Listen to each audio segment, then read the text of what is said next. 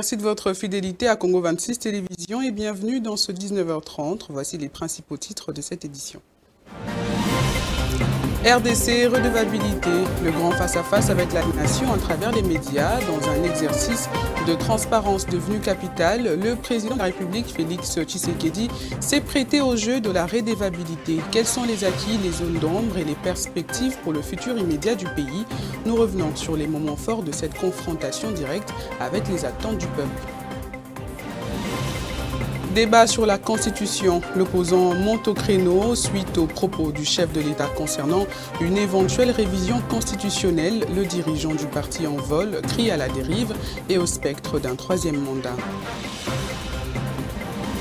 Et puis, diplomatie culturelle, le soutien réitéré du président de la République au-delà de la politique. La RDC veut faire rayonner son soft power.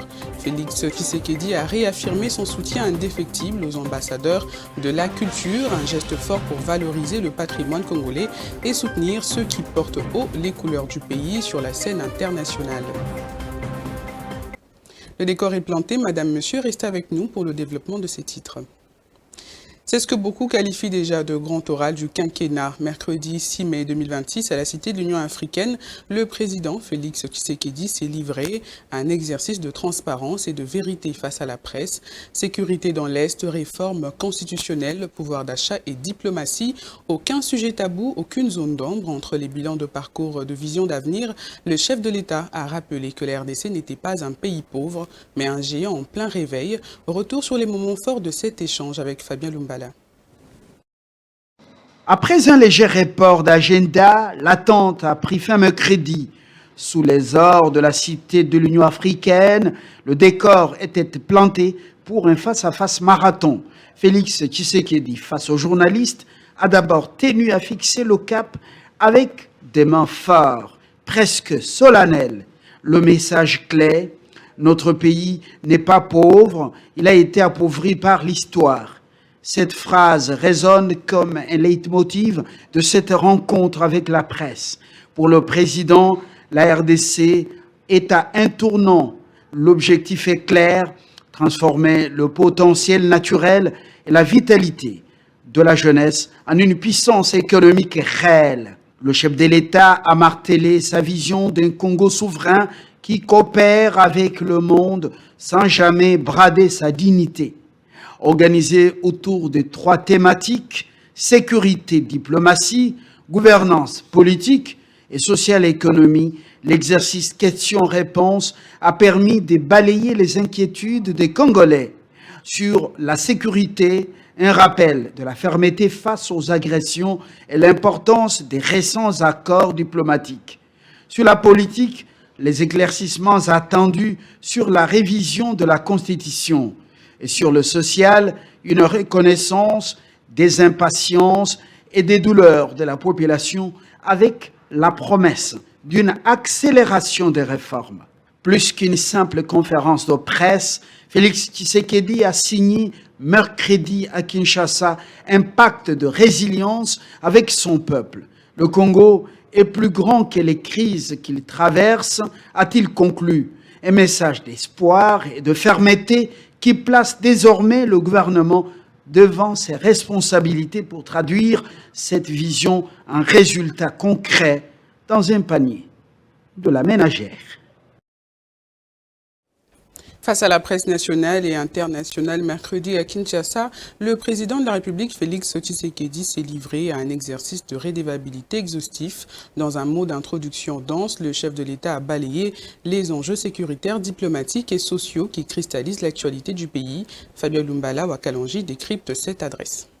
Un Congo qui recherche la paix sans jamais renoncer à sa dignité. D'abord la guerre dans la partie orientale du pays.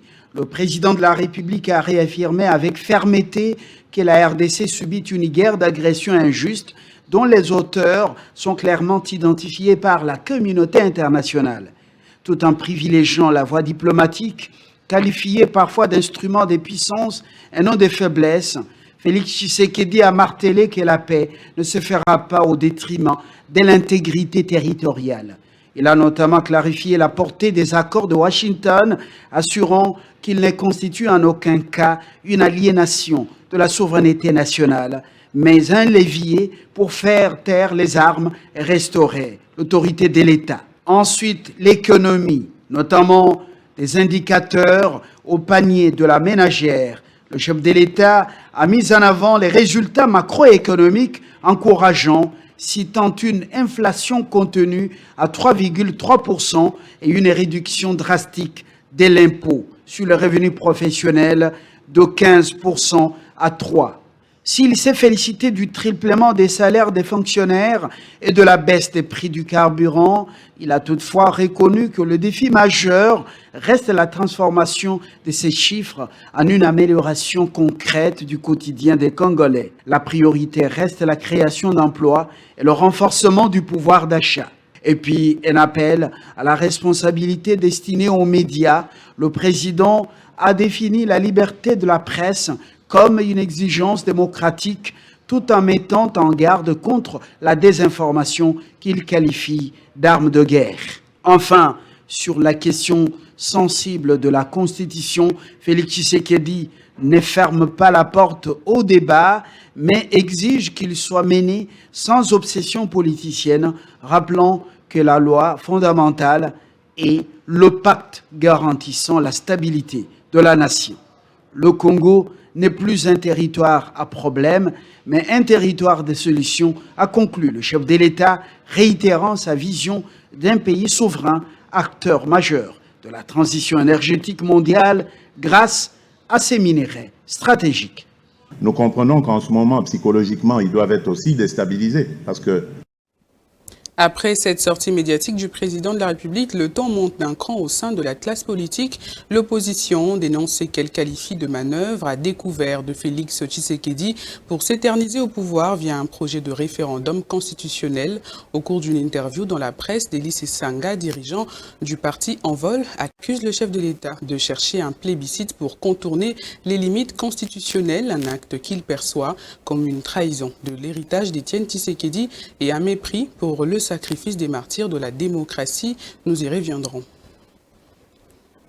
Lors de cette conférence de presse, le président de la République, Félix Tshisekedi, a annoncé son intention de décorer le célèbre artiste congolais Fally Ipupa après son double concert le 2 et le 3 mai 2026 au Stade de France, une déclaration qui traduit la volonté du chef de l'État d'accompagner et de valoriser les opérateurs culturels congolais qui portent haut l'image de la RDC sur la scène internationale. Détail dans ce récit de Dlor Kitoga. j'ai promis de décorer au nom de la République démocratique du Congo l'artiste Fally Ipupa dès qu'il sera Paris. L'annonce faite par le président de la République, Félix Tshisekedi, en faveur de Fally Ipupa marque un signal fort pour le secteur culturel congolais. En décidant d'honorer l'artiste après son double concert historique au Stade de France, les chefs de l'État semblent reconnaître le rôle majeur que jouent les artistes dans le rayonnement international de la RDC.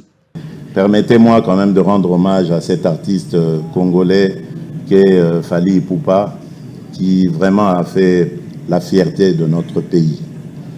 Et il a mobilisé toute la France et focalisé son attention sur la République démocratique du Congo et à la fois toute l'Afrique aussi, parce que beaucoup d'Africains s'étaient déplacés.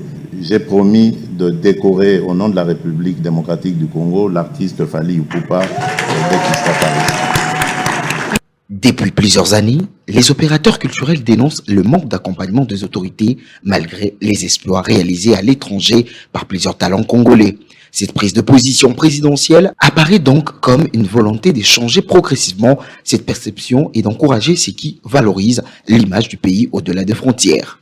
C'est vraiment le modèle d'un soft power dont notre pays a besoin. Et il faut continuer comme ça. Je vous encourage à aller par exemple au prochain concert de Koffi Olomidé au stade Roi Baudouin. J'ai appris aussi que Werason a un forêt nationale. C'est toutes des salles mythiques européennes, des endroits mythiques qui vraiment font la fierté, contribuent au soft power congolais. Et moi, je m'inscris totalement dans ce genre d'activité. Au-delà Au-delà des distinctions annoncées pour Fally Ipupa, cette démarche soulève également une question importante. L'État congolais va-t-il désormais instaurer une véritable politique de soutien durable à la culture? Car si les hommages symboliques restent importants, les artistes attendent aussi des investissements concrets, des infrastructures adaptées et un accompagnement structuré pour permettre à la culture congolaise de continuer à s'imposer sur la scène mondiale en démontrant une fois de plus que la culture demeure l'un des plus puissants outils d'influence et de fierté nationale pour la RDC. Merci beaucoup, messieurs les présidents. Donc, nous allons vraiment tous devoir honorer tous nos moines en Mboka.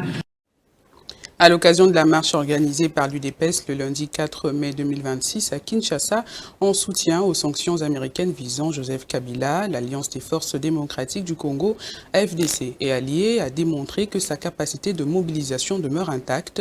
Le parti cher à Modeste Bahati Lukwebo a mobilisé près de 5000 militants et cadres, réaffirmant ainsi son soutien au président Félix-Antoine Tshisekedi et à ses efforts pour le retour de la paix dans l'est de la République démocratique du Congo. Reportage Michel Lefaka.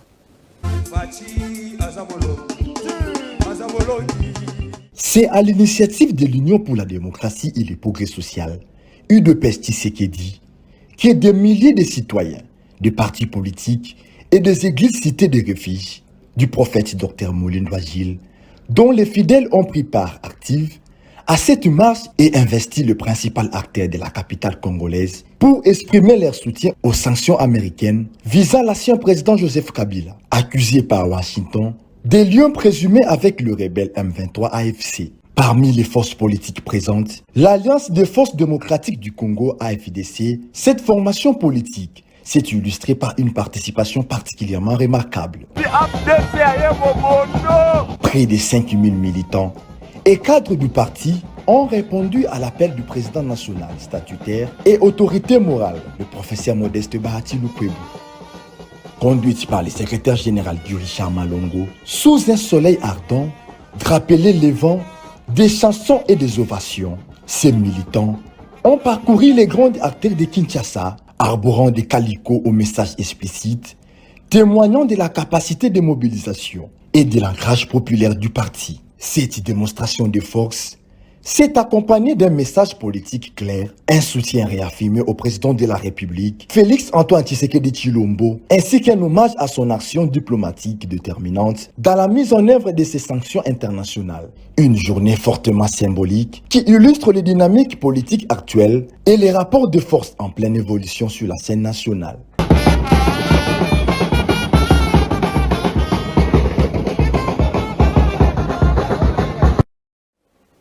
Les travaux de réhabilitation des canalisations sur l'avenue 24 novembre tournent désormais à plein régime. Longtemps livrée aux eaux stagnantes et aux érosions précoces à chaque précipitation, cette artère dut s'offrir un nouveau visage technique. L'objectif est clair, assurer une évacuation fluide des eaux de pluie pour protéger la chaussée et mettre fin au calvaire des embouteillages monstres liés au mauvais état de la route. Quel est l'état d'avancement des travaux et quel impact sur la circulation? Réponse dans ce récit d'Israël Nguita. C'est un balai incessant d'engins de génie civil qui rime désormais les quotidiens sur l'avenue 24 novembre. Pendant 2 mois, chaque adverse transformait cette artère en un véritable lac artificiel. Conséquence directe, une dégradation accélérée de la couche de roulement et des embouteillages qui étouffent le centre-ville. Aujourd'hui, les techniciens se concentrent sur le curage profond et la reconstruction de collecteurs. Ces nouveaux ouvrages, plus larges et mieux dimensionnés, sont conçus pour supporter des débits d'eau importants, évitant ainsi les débordements sur la chaussée. Pour le conducteur auto, la fluidité envisagée sur ces tronçons est un soulagement. Le grand problème que nous avions eu en ces lieux était l'état de cette route qui était délabrée. Nous, motards, avions souffert, mais nous sommes contents car nous avons vu venir les travaux de réhabilitation de canalisation et de couverture des nids de poules. Ce que nous demandons aux autorités est qu'ils achèvent ces travaux, qu'ils n'abandonnent pas car nous sommes près du centre-ville.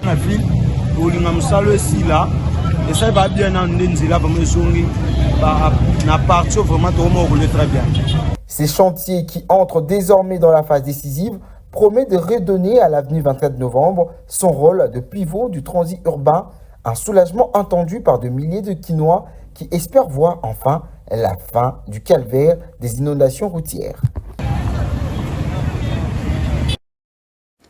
Malgré la baisse du taux de change observée depuis quelques mois de 2800 à 2500 francs congolais pour 10 dollars américains, les prix de plusieurs denrées alimentaires demeurent élevés sur les marchés de Kinshasa, à l'exemple du marché pirate dit de Rai, situé dans la municipalité de Lingwala. Déborah Mpeti y fait le constat.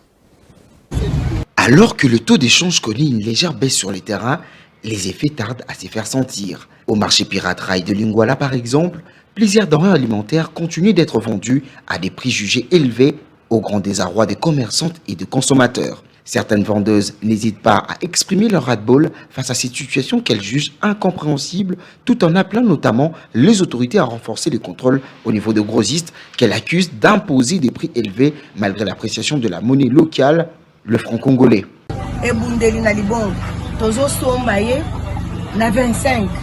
Un gobelet communément appelé Ebundeli de Chéni à Libongo s'achète à 25 000 francs, alors que le transport aller-retour coûte 30 000 francs. Le taux d'échange a peut-être connu une légère baisse, mais le prix des denrées alimentaires reste toujours élevé. Prenons l'exemple du poisson fumé. Un panier revient aujourd'hui à près de 700 000 francs. Je demande aux autorités de dépêcher des agents de contrôle sur le terrain, en commençant d'abord par le grossiste. Moko ya 13 000 ezali, moko ya 10 000 ezali. Est-ce que mutu po alia mbisi, faut alia combien? Ezaka souffrance. Ba gens soki ya nini bino nde boyebi. Ba ko kita sur terrain, ba bandi nanu na ba grossiste, ba kitisi na biso ba petit et moyenne entreprise to kitisi. De son côté, cette vendeuse estime que cette baisse du taux de change n'a pas eu d'impact positif sur le marché. Mais pour le moment, bon, on est dans la circulation. Pour le moment, l'argent ne circule plus depuis la baisse du taux de change. On vend, mais c'est comme si on ne vendait pas. La galère bat son plein et la crise continue de frapper plusieurs commerçants. Soulignons que dans ces marchés, entre baisse du taux de change et réalité du terrain, le quotidien reste difficile pour les commerçantes de cet endroit.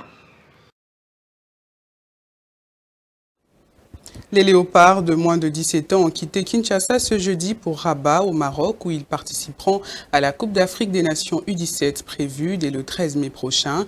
Malgré les difficultés organisationnelles persistantes à la Ligue nationale de football des jeunes, notamment autour de la remise et reprise avec le comité Kaninda et Loaloa, les poulains de Denis Makenga restent déterminés à réaliser un bon parcours versé dans un groupe relevé. Les léopards affronteront la Côte d'Ivoire, le Cameroun et l'Ouganda.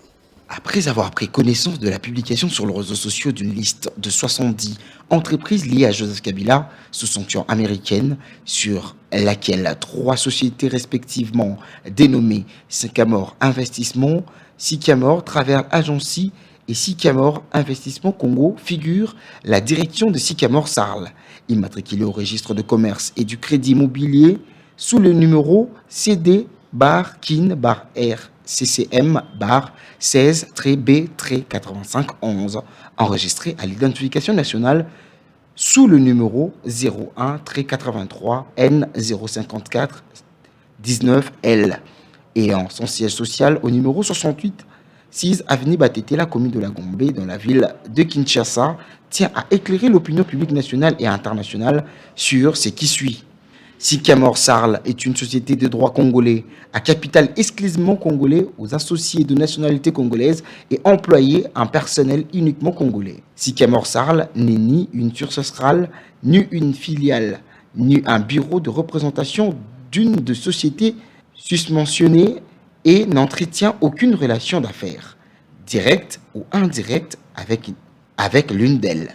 La similitude dans l'utilisation du terme sycamore dans la dénomination de ces différentes entités ne saurait être interprétée comme un lien ou un dédoublement juridique, bien que cette situation soit susceptible de créer une confusion dans l'esprit du public ou, les cas échéants, faire naître une concurrence déloyale dont Sycamore Sarl s'y réserve le droit de poursuivre. Ainsi s'achève cette édition du journal. Revoici ses principales articulations. RDC, redevabilité, le grand face-à-face avec la nation à travers les médias. Dans un exercice de transparence devenu capital, le président de la République, Félix Tshisekedi, s'est prêté au jeu de la redevabilité. Quels sont les acquis, les zones d'ombre et les perspectives pour le futur immédiat du pays? Nous sommes revenus sur les moments forts de cette confrontation directe avec les attentes du peuple. Débat sur la Constitution, l'opposition monte au créneau suite aux propos du chef de l'État concernant une éventuelle révision constitutionnelle. Le dirigeant du parti en vol crie à la dérive et au spectre d'un troisième mandat. Et puis, diplomatie culturelle. Le soutien réitéré du président de la République au-delà de la politique, la RDC veut faire rayonner son soft power. Félix Tshisekedi a réaffirmé son soutien indéfectible aux ambassadeurs de la culture, un geste fort pour valoriser le patrimoine congolais et soutenir ceux qui portent haut les couleurs du pays sur la scène internationale. À toutes et à tous, merci de nous avoir suivis et portez-vous très bien. Au revoir.